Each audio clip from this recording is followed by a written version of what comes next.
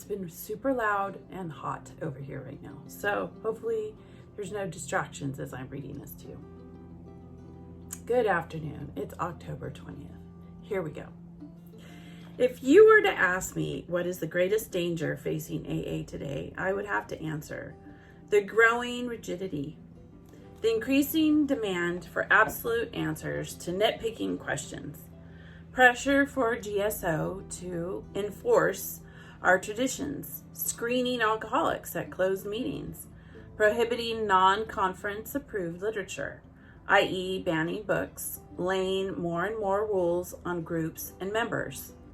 Bob P., 1917 to 2008, 36th General Service Conference of Alcoholics Anonymous in 1986. Bob P.'s story is in the 3rd and 4th editions of the Big Book and is entitled, quote, AA taught him to handle sobriety, end quote. This 1986 quote was part of a farewell speech he gave as a senior advisor to the General Service Office, GSO. In one capacity or another, Bob was active in service at 18 General Service Assemblies.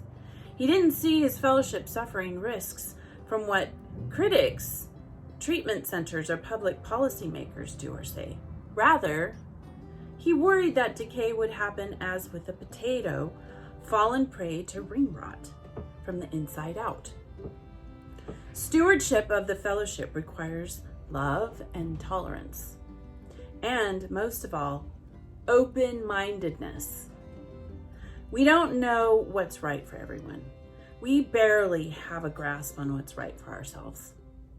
We may be in so much awe of the process that saved our souls and asses, we become evangelical about our personal brand of fellowship or program. We want to preserve this winning formula for generations to come. The future for our fellowship will be fraught with challenges and ambiguity. Other people may have radically different views, but that doesn't mean they love our fellowship less.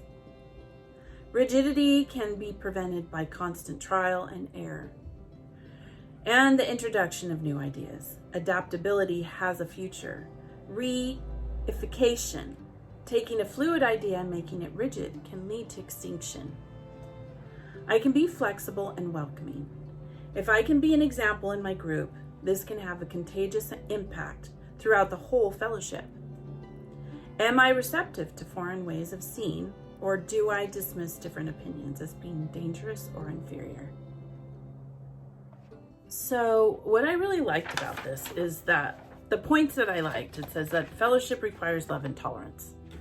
And most of all, open-mindedness, right? So each of us is learning different things. And I love the persecutor, victim, and rescuer roles because it kind of helped me understand how I behaved in my cult and in different roles that I had, right? Most of all, open-mindedness. So having an open mind, being able to see things we didn't see before. I have some information you might be interested in. It's the Center of Humane Technology.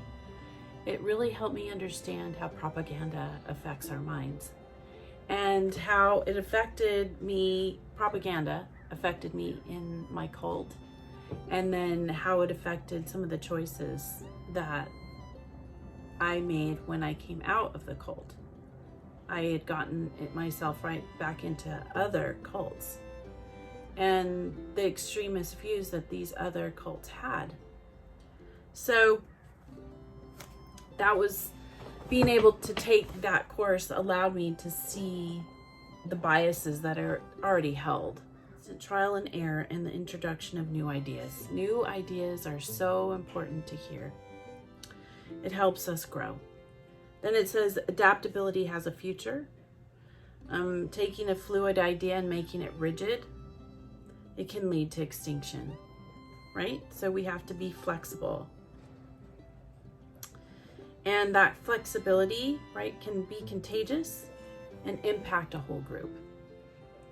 And that is what I'm hoping to do. I have a very little story, but in the narrative of when it comes to XJWs and some of the the things that have helped me to grow as an individual. I'm hoping that it will help you, and the content that I make will be able to help you find your authentic self. And in the process, I can do it as well. So we do it together. I love what I've learned. I'm hoping that this helps you. I hope that the sharing, I always say with my girls, sharing is caring.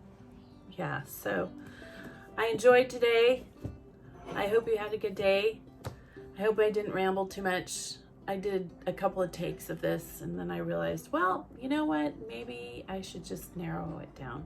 Center for Humane Technology. It's wonderful. Put it down in the description. Hope I get all the connections properly. And then you can do your own deep dive into how propaganda affected our wiring, our brain wiring, and why we are more susceptible to going towards extremist views, especially after being in a cult. There we go. Well, I hope this helped you on your healing journey. Hope you're having a good day. Follow your bliss and be good humans.